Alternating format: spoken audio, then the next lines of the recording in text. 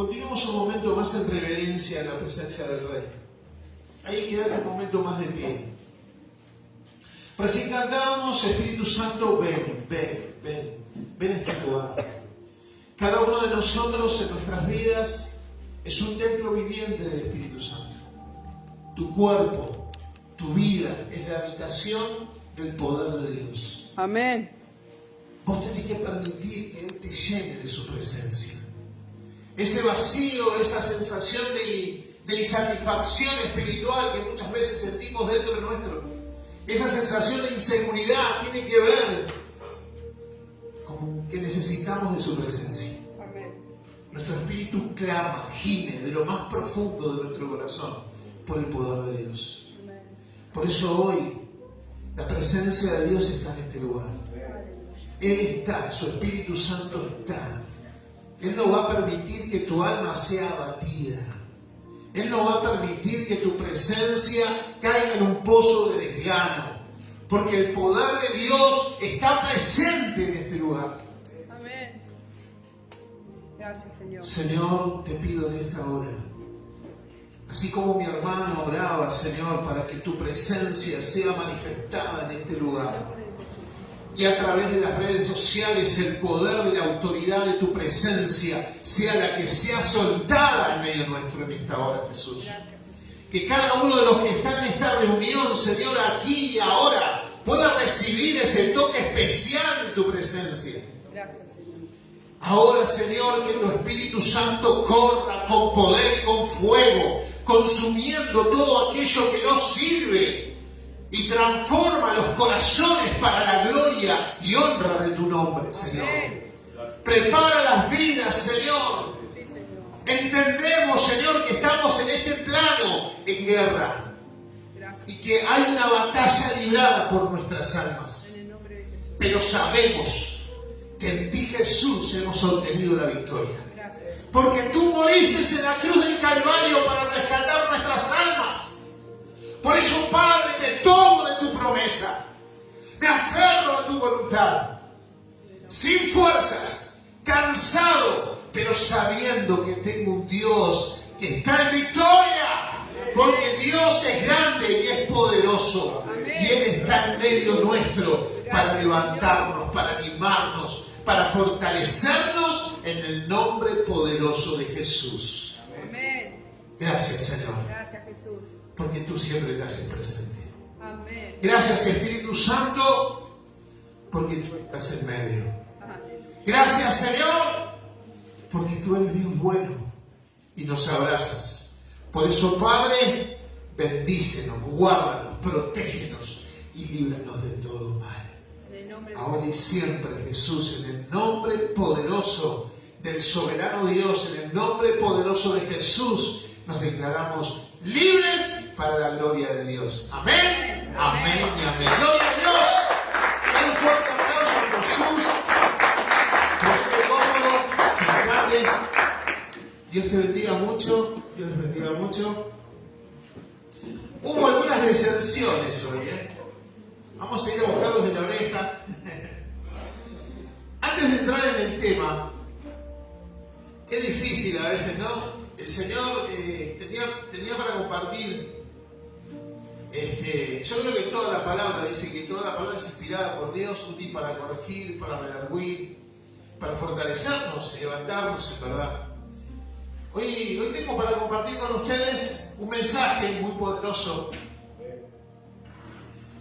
El título del mensaje es No todo es lo que parece. No todo es lo que parece. Ese es el título del mensaje.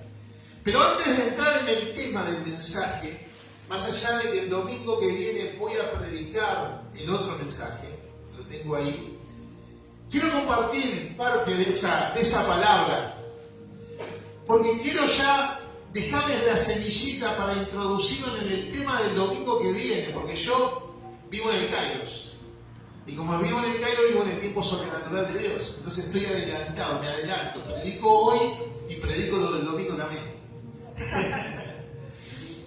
Hay una palabra que no está, que la quiero leer desde el Salmo 42, 1. Es un salmo muy conocido que va a ser el pasaje inicial del domingo que viene. pero voy a introducir esta semilla porque quiero que vayan investigando durante la semana este salmo, porque este salmo va a impactar sus corazones, Amén. va a profundizar en sus vidas de una manera especial. Porque los salmos fueron escritos, la mayoría por Salomón, por David, algunos por Salomón y hay algunos otros autores ahí. Pero dice esto, el salmista, dice, como el siervo brama por las corrientes de las aguas, así clama mi Dios el alma mía. Como el siervo, y otra versión dice acá, dice, como el siervo jadeante que busca las corrientes del agua, así te busca, oh Dios, todo mi ser. Todo mi ser. Esta palabra, el salmista cuando lo dice, no está haciendo una expresión de adoración, no, porque estaba afligido el salmista. En su alma se encontraba abatido. Y él dice, como siervo brama por las corrientes de las aguas, así clama a ti, oh Dios, el alma mía. Y más adelante dice, ¿por qué te abates, alma mía? Él se pregunta, ¿por qué te abates? Y se los dejo con esa reflexión. Muchas veces nosotros nos sentimos abatidos, cansados, a pesar que estamos con el Señor. A pesar que el Espíritu Santo está en nosotros. Nos sentimos como que no tenemos fuerzas, pero no saben, les voy a revelar algo que está en la Biblia. No sos el único. No sos el único. Y la historia esta que voy a contar tiene mucho que ver, por eso no todo es lo que parece. Porque es más allá de la apariencia. Por eso quiero profundizar en este mensaje y les dejo esta introducción de esta palabra, que no es el tema principal, pero sí tiene que ver la semana que viene con lo que vamos a hablar hoy. Porque vos alguna vez, seguro, te has sentido que la vida es injusta, ¿no? ¿Cuántas veces has sentido que la vida es injusta? Que todo está en tu contra. Todo se levantó en contra tuya. Tal vez te has sentido a veces abandonado o traicionado.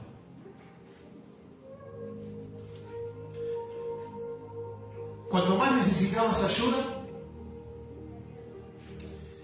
se te han cerrado las puertas.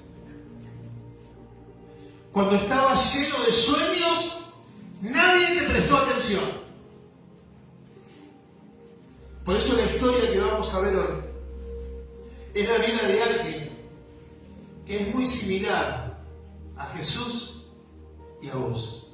Porque la vida de Jesús también se refleja con nuestra propia vida. Porque la historia que vamos a ver hoy, vamos a ver la historia de alguien que fue vendido por sus propios hermanos. Injustamente acusado y arrojado a una prisión. La historia que vamos a ver hoy es la vida de alguien que es muy similar a vos. Parecía que todo estaba perdido, pero lo que parecía el fin era solo el comienzo de algo. Él mismo fue despreciado. Pero ¿saben qué? Ese desprecio no permitió que el dolor lo derrotara. Vamos a ver cómo Él no permitió que ese dolor lo derrotara o lo estancara. En cambio, eso que Él estaba pasando lo preparó.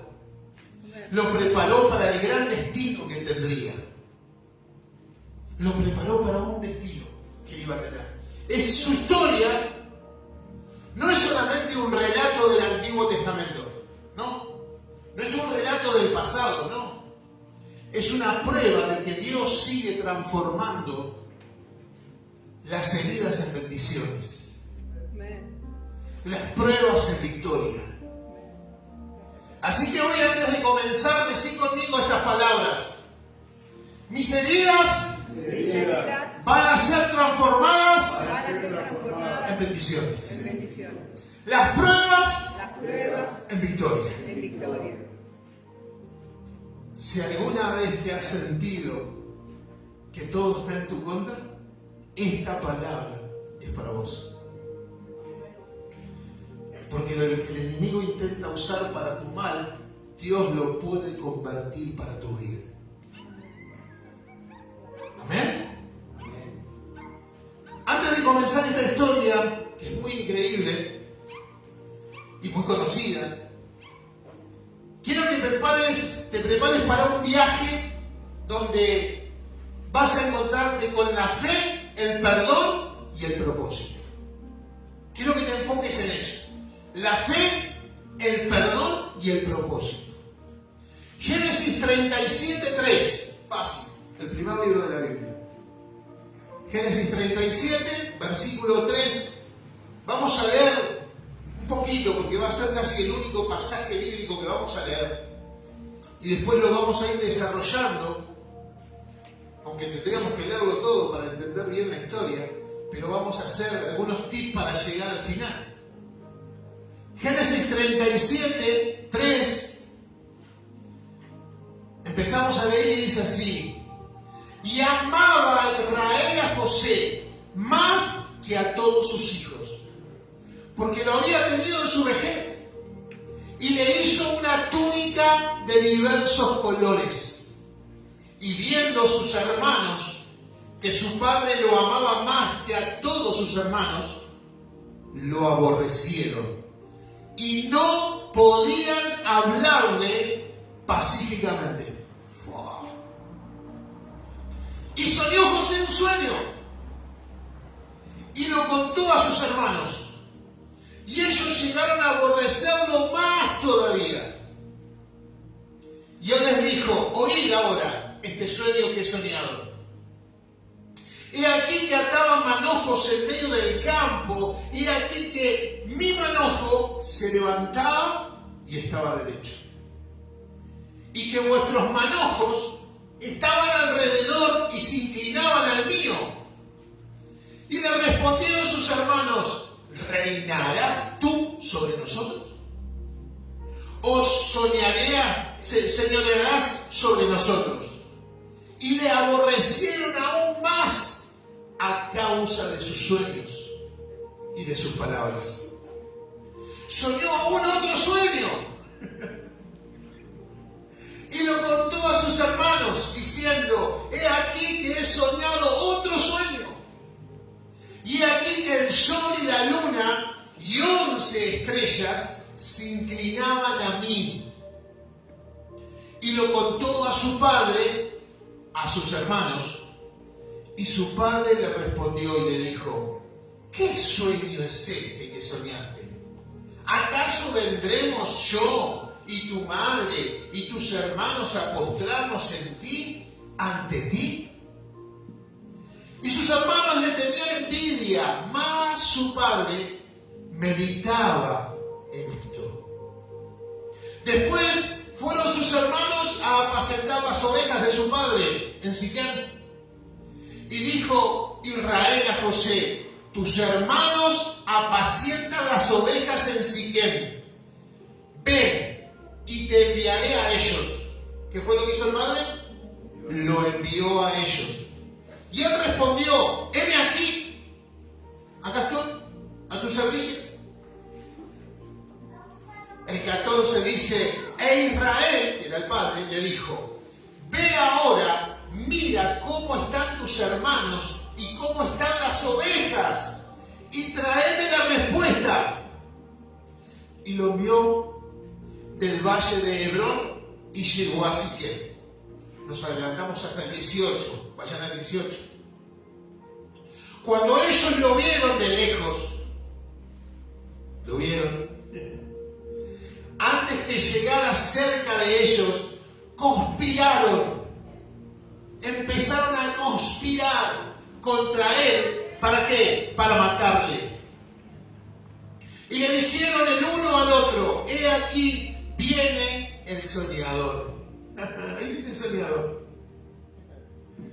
Ahora pues, venid y matémosle, y echémosle en una cisterna, y diremos: alguna mala bestia lo devoró, y veremos qué será de sus sueños.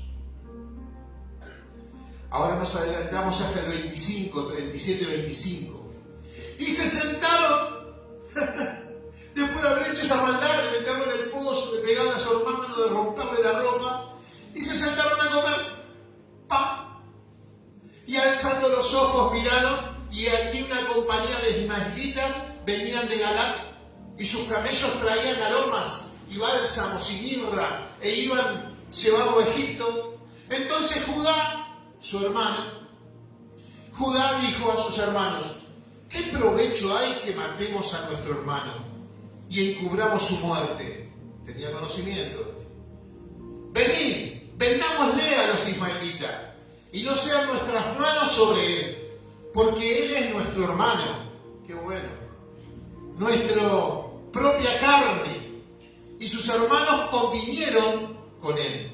Y el 28. Y cuando pasaban los madianitas, mercaderes, sacaron ellos a José de la cisterna y lo trajeron arriba y le vendieron.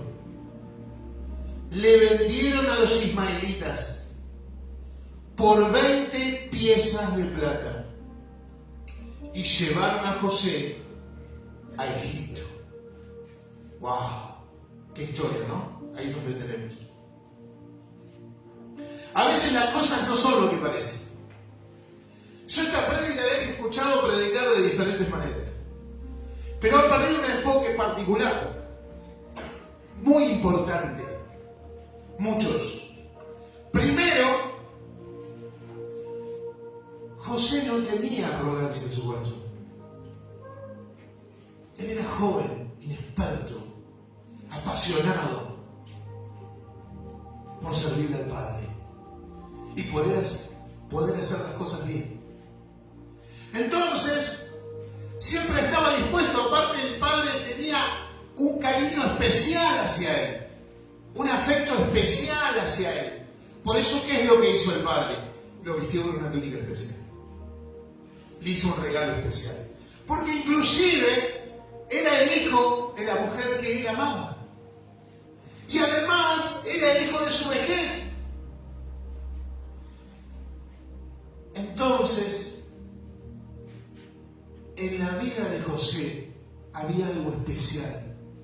No por el amor que le brindaba a su padre, sino porque él había sido marcado por Dios para un destino y un propósito especial.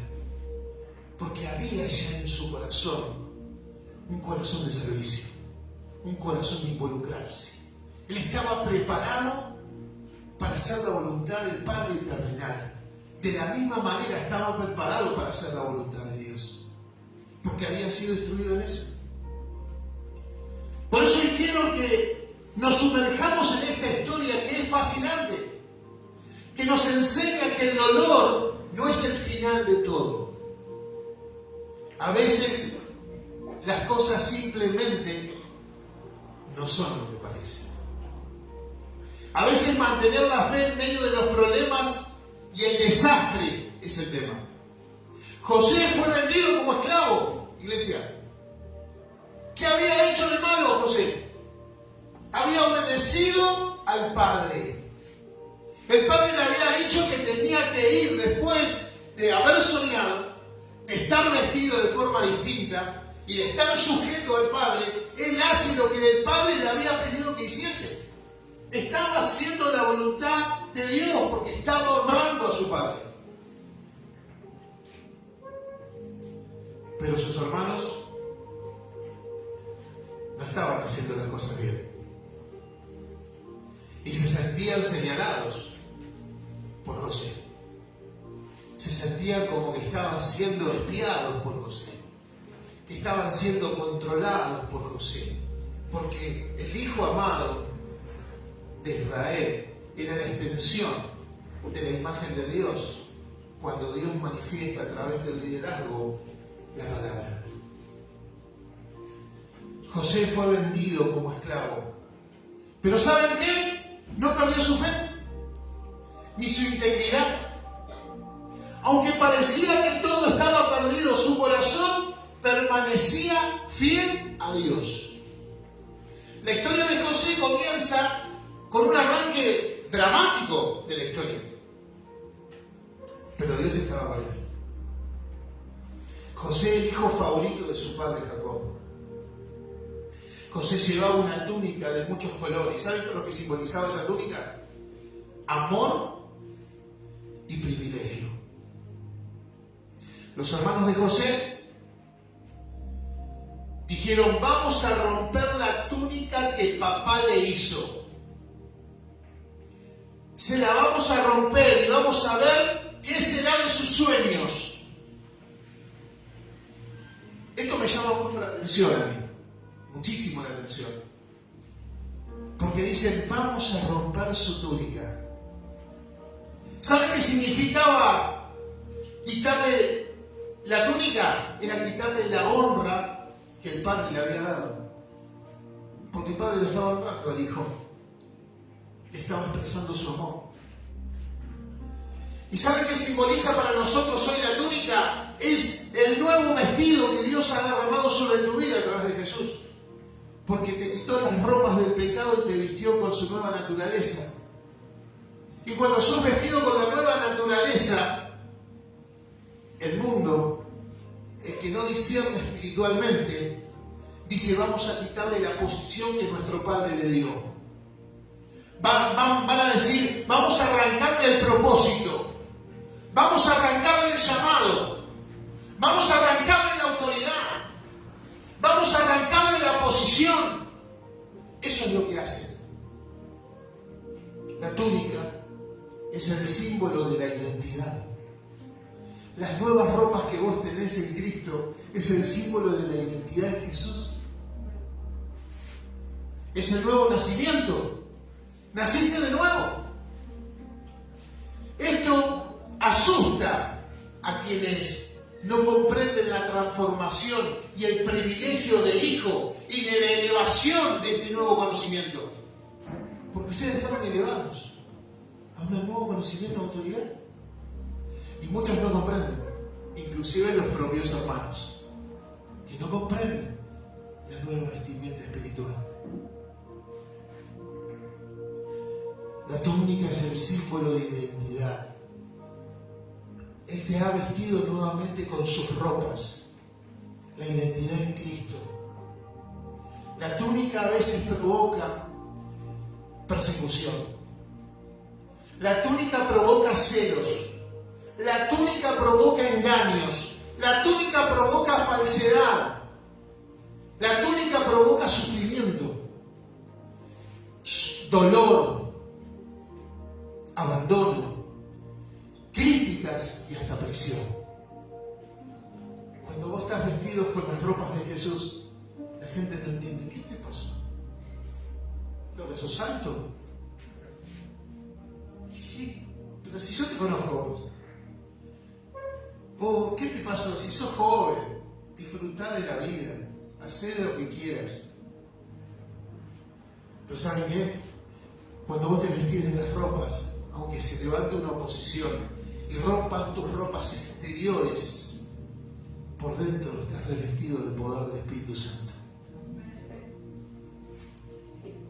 Estaban equivocados estos, sus hermanos, porque el propósito no está por fuera. El propósito está por dentro.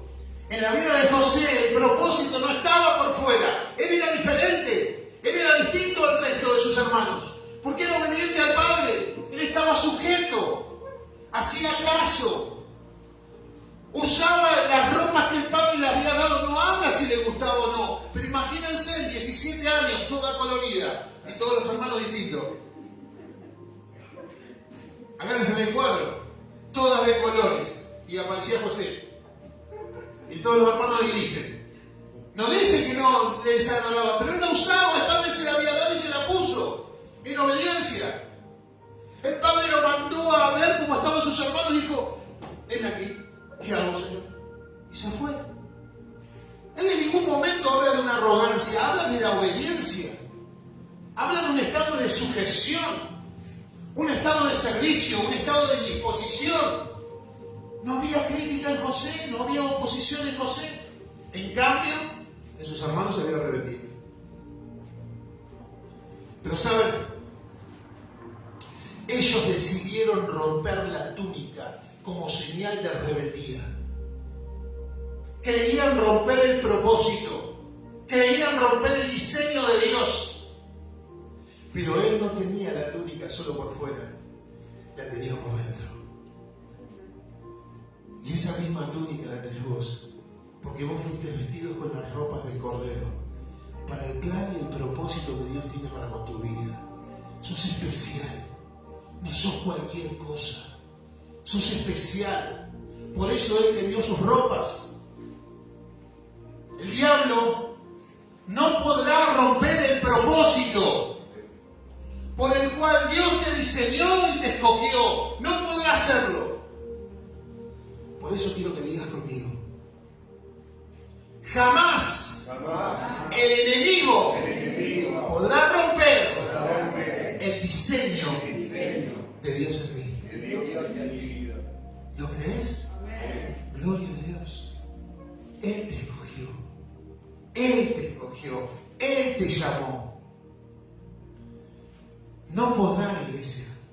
No va a poder. Porque vos tenés un llamado del cielo.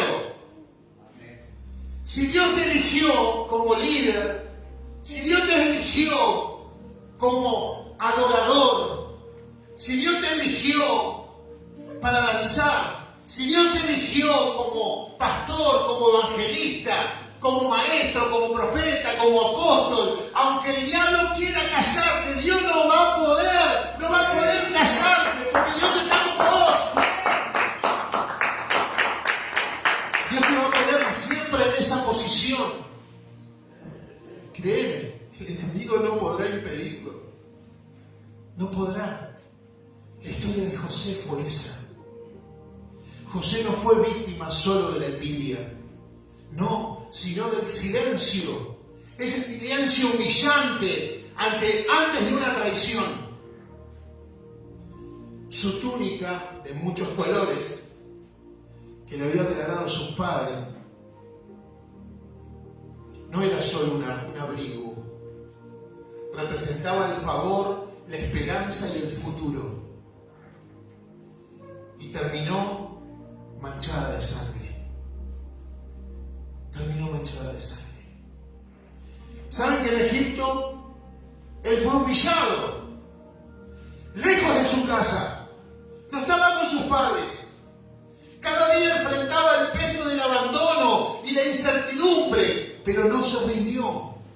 No tenía tiempo para ir a la iglesia. No había una reunión de célula. No tenía una reunión de alabanza. No tenía la Biblia para leerla. No tenía la cena Biblia. No podía conectarse a ver una prédica. Estaba solo. No existía eso.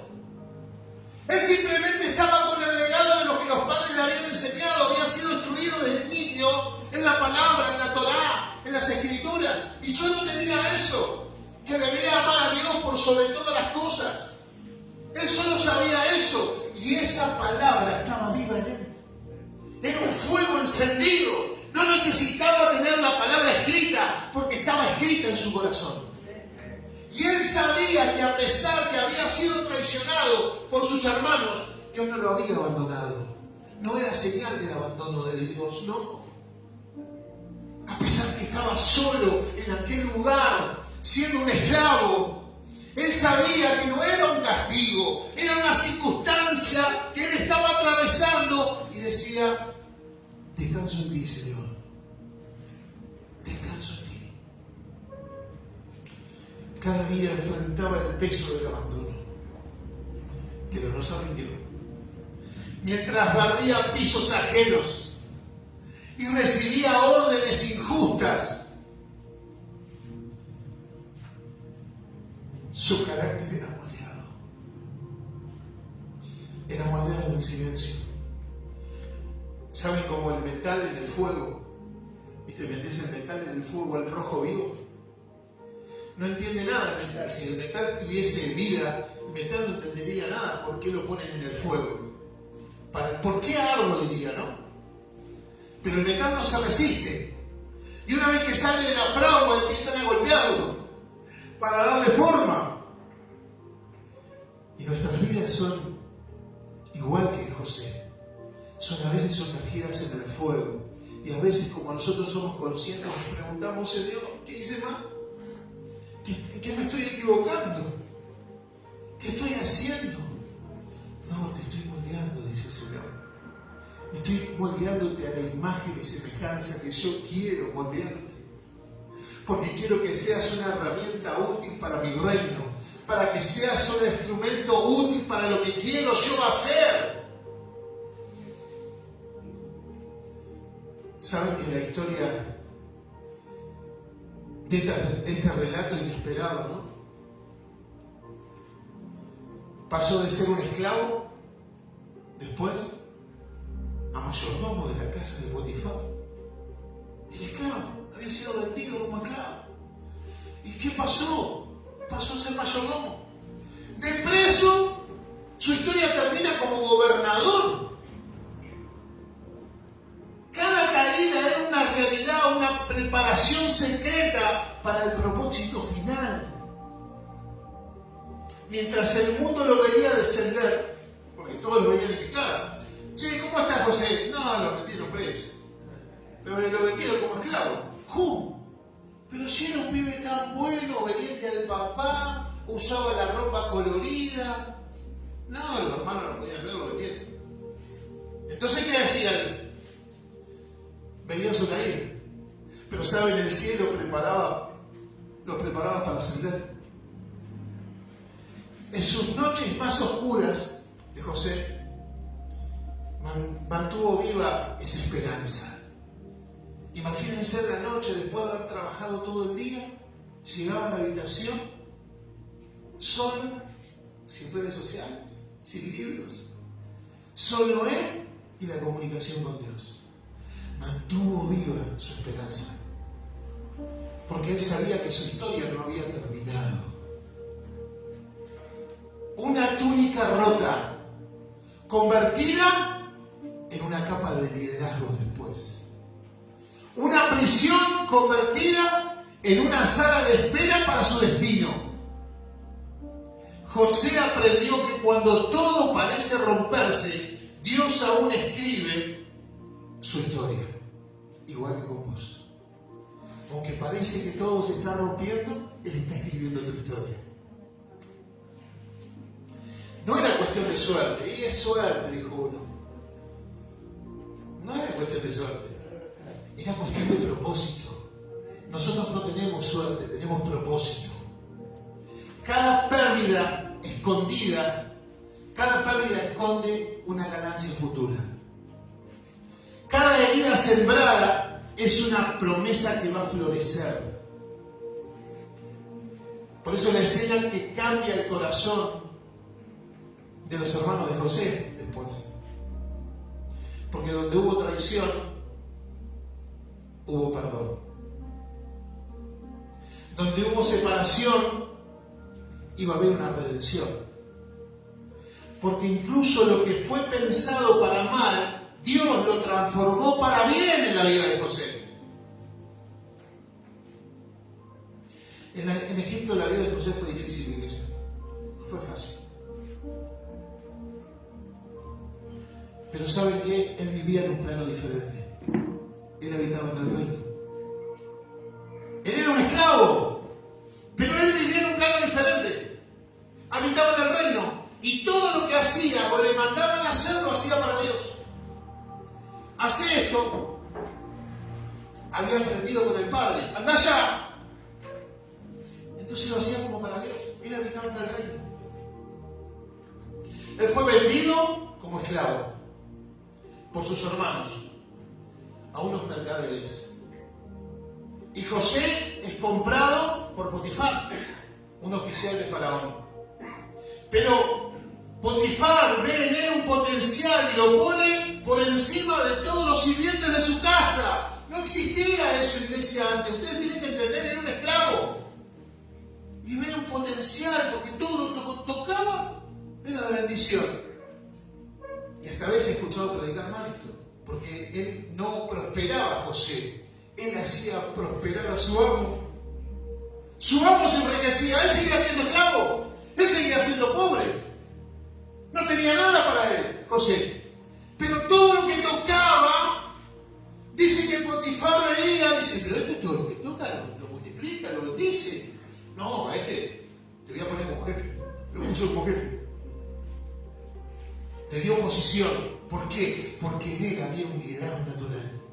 Había un liderazgo natural, estaba ahí, estaba a punto de florecer. Vio que era un hombre con luz y con capacidad y lo pone a cargo de toda su casa. Pero ¿saben qué? Cuando Dios te da posición, el diablo te quiere bajar, hasta lo más simple. Miren lo que le pasó. Dice Génesis 39:9.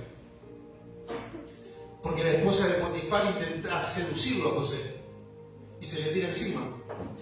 Y dice que todos los días iba la esposa de Potifar a querer endulzar el oído para que cayera. Pero dice en Génesis 39:9, el varón de 17 años, no hay otro mayor que yo en esta casa, le dice a la mujer. Ninguna cosa me es reservada sino a ti. Es decir, todo puedo tocar, pero usted no, señora. Usted es la esposa de mi amo.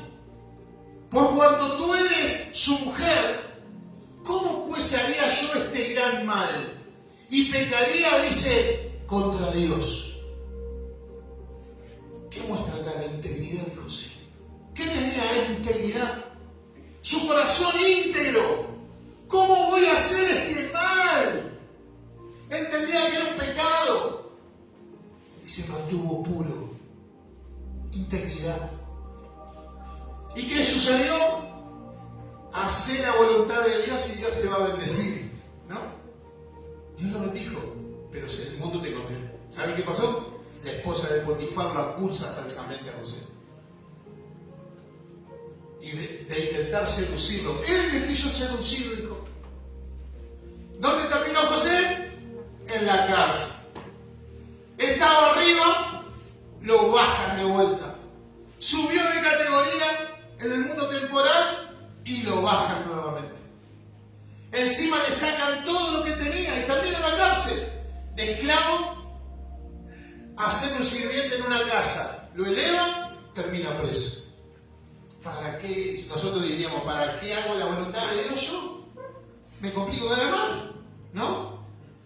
Él en cambio no hizo eso. Siguió viviendo en un plano sobrenatural. Él habitaba en el reino. Lo que pasaba en el mundo temporal no lo afectaba. Entonces el carcelero ve en él un potencial en José. El de la cárcel dice que todo lo que tocaba José bendecía. Entonces, ¿qué hace? Se da cuenta que José es un hombre capaz y lo pone a cargo de los demás. Lo pone a cargo de los prisioneros, un preso acusado injustamente a cargo de prisioneros. Y en ese momento José, imagínense, ya hacía rato que estaba ahí, obedeciendo a Dios. Y aparecen dos personas que tienen sueños, el panadero y el copero. Y le interpreta el sueño los dos, pero a uno le declara lo que le iba a pasar mal y al otro le dice, vos vas a volver a tu posición. Se enoja el otro, el panadero, se hace el que era un santo el panadero. Entonces José, apresurado, le dice al copero, hablale al rey de mí, por favor. Decile quién soy yo, que yo interpreté tu sueño.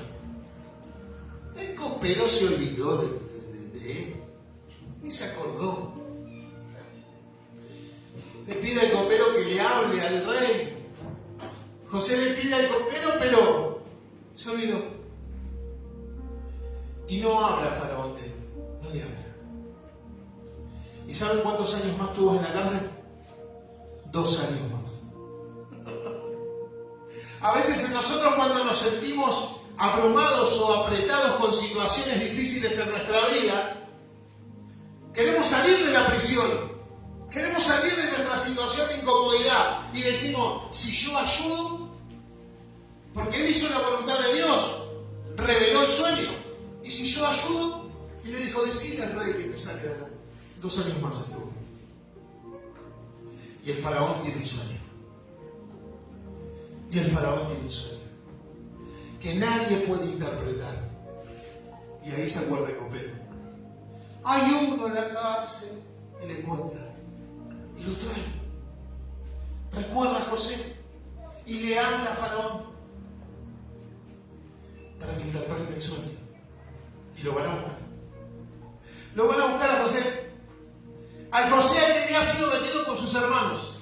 A José que había sido acusado injustamente por la mujer de Potifar, habiéndole dicho, él quiso abusar de mí.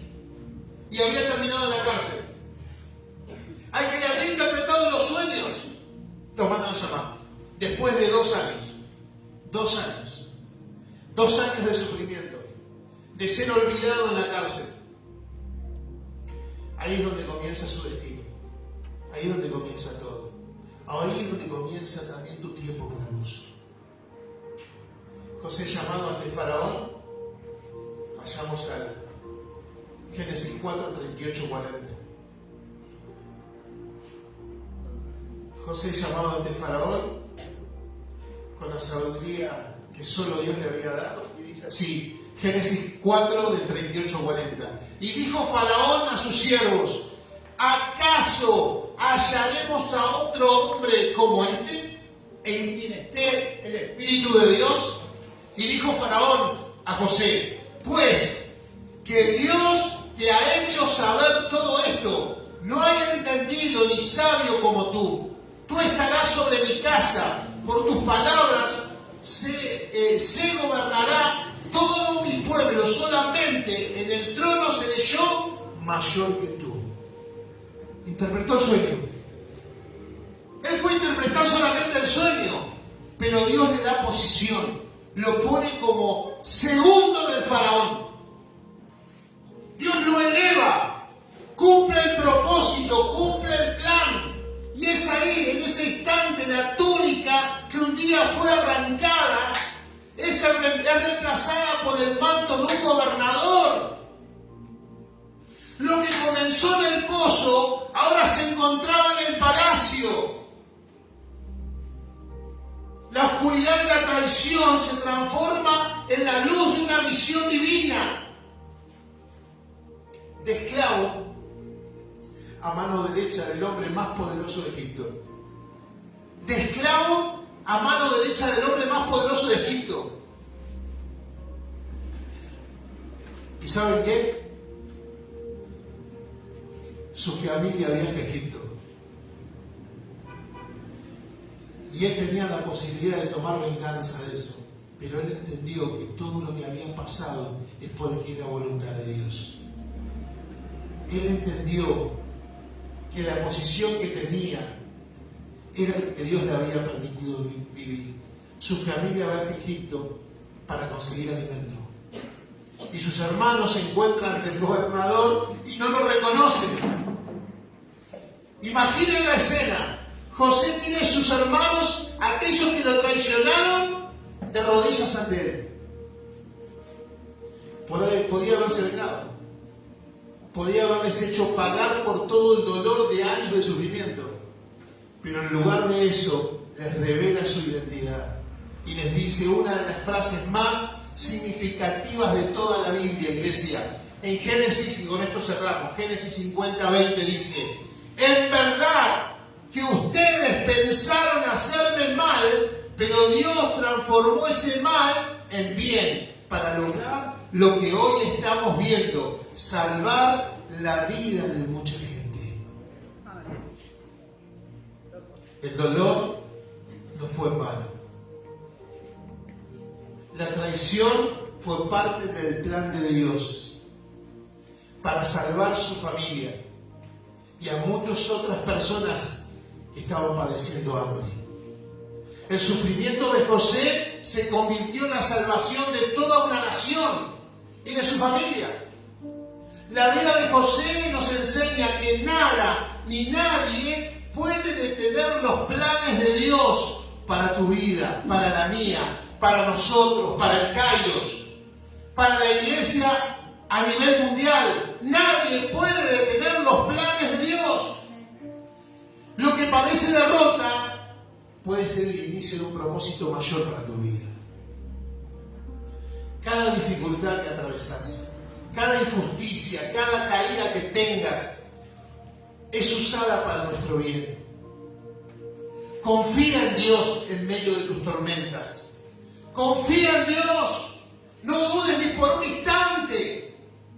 Ten fe, persevera y deja que Él transforme tu historia en algo glorioso. Amén. Déjalo a Él obrar. Amén. Porque con Dios siempre hay un propósito más grande. Y vos estás en su casa porque lo estás honrando a Él. Con Dios hay un propósito más grande para tu vida. Un futuro lleno de esperanza. Tu vida no va a terminar en ruina. Porque si Él se miraba su condición, estoy acá esclavo. En una tierra desconocida, sin familia. Me imagino que como esclavo no dormía en una buena habitación y como preso menos. Pero no importa dónde estás ahora parado. Es lo que viene para tu vida. Hay un futuro de esperanza para vos. Hay un propósito mayor para vos. Tu futuro no es lo que estás viviendo hoy. Es lo que está en el corazón de Dios preparado para vos. Confía, aunque no entiendas su plan. Esa es la frase que quiero que te quedes hoy. Confía, aunque no entiendas su plan. Por eso no todo es lo que parece. Lo que vos ves de tu condición, lo que vos ves de tu vida, no es lo que parece. Hay algo mayor para tu vida, hay algo mayor para vos. Dios tiene algo mucho más grande. Hay un destino eterno, pero en el mundo temporal, en este plano terrenal, Dios tiene planes con tu vida para hacer lo que Él quiere hacer. Esta palabra tenés que recibirla porque es una profecía para tu corazón. Es una profecía para vos. Dios quiere hacer algo grande en tu vida. Tiene planes en tu vida. Pero acordate de qué hizo José. Se mantuvo fiel. Y no tenía ese tu Biblia. No tenía la palabra. No tenía los domingos para ir a la iglesia a la reunión. No tenía eso. No tenía un círculo de hermanos. Vení, vamos, arriba, metele, vamos a la iglesia. No tenía nadie, estaba solo José. Él y Dios. Y solo la palabra que había aprendido de su niñez. Amarás al Señor tu Dios con todo tu corazón, con toda tu alma y con toda tu mente. Él entendía esa palabra. Y esa palabra tenés que entenderla vos hoy. Ese debe ser el fuego que debe arder en tu vida. Hoy que somos una comunidad, que somos una iglesia, que somos un equipo, estemos a alentarnos mutuamente, a no bajar los brazos, a no detenernos, porque Dios está con nosotros. Dios está con tu vida. Él está en vos. Las circunstancias de este presente no determinan tu futuro. Tu futuro es un futuro glorioso. No porque yo lo diga. Está escrito en la palabra de Dios. Todos los que confían en Jehová, todos los que confían en Él, correrán nuevas fuerzas. Correrán y no se cansarán. Caminarán y no se fatigarán. Gracias, Señor. Levantarán alas como las águilas. Te vas a despegar del piso. Amén. Así que confía en el Señor Jesús. Amén. Confía en Jesús. Gracias, Jesús. Dios tiene planes con tu vida. Hay propósito para vos. Vamos a orar, iglesia. Vamos a cerrar este domingo en victoria. Vamos a hacer guerra espiritual porque estamos en una batalla espiritual. Vamos a hacer guerra porque nada podrá detener la voluntad de Dios que está establecido para vos. Gracias, Señor. Quiero que oremos con fervor, que abras tu corazón al Rey. Para los más jóvenes, para los más adolescentes, así como le prestamos tanta atención a veces a las redes sociales, a TikTok, nos sumergimos en los reels. En este momento sumergite en el reel de la oración. Amén. En este momento sumergite en las aguas espirituales. ¿Querés cobrar fuerza? ¿Querés que Dios toque tu vida? Aparte de este mundo temporal, así como José, habitar en el mundo espiritual, en su reino. Jesús trajo el reino de Dios a la tierra, la iglesia está acá. Porque el reino de Dios no está acá o allá, el reino de Dios está dentro tuyo si le permitís. Él está ahí, va a entrar en vos, en plenitud. Mantenete en integridad. Él se resistió al pecado, se resistió a esto, se mantuvo en integridad y fue bendecido. En el momento de los ojos naturales, ¿para qué haces caso a Dios? Mirá, te mantuviste, si hubiese tenido relaciones con la mujer, no hubiese caído preso. Pero ¿saben qué? Le hubiese fallado a Dios. Y eso le dio un propósito mucho mayor. Mantenete firme, fiel a los principios, a los valores espirituales, porque Dios tiene planes y propósitos con tu vida. Hay un destino para vos. En este mundo temporal, todo lo que dejes por Cristo, Él te dará 10 veces más en este mundo temporal. Y la vida eterna. Oremos juntos, iglesia. En reverencia, hacer guerra espiritual. 3 minutos de guerra espiritual. Olvídate de las redes sociales, el teléfono, cerrá los ojos para no distraerte. Tómate 3 minutos, presentale a Dios tu debilidad, presentale a Dios tus sueños, presentale a Dios tus anhelos, pedirle a Dios, Señor, acá estoy, necesito de ti. Y Él va a oír tu voz, Él va a oír tu voz. Padre, Dios del cielo y la gloria, como tu siervo, me levanto en oración, clamo a los cielos ahora, Padre, para que el poder de tu presencia sea impartido ahora con fuego, con autoridad sobre cada uno de mis hermanos, que la unción de tu Espíritu Santo, los que están aquí, los que están en las redes sociales, sean alcanzados por el poder de tu palabra. Espíritu Santo de Dios, fuego de Dios, ahora sea derramado con poder y autoridad en esta hora.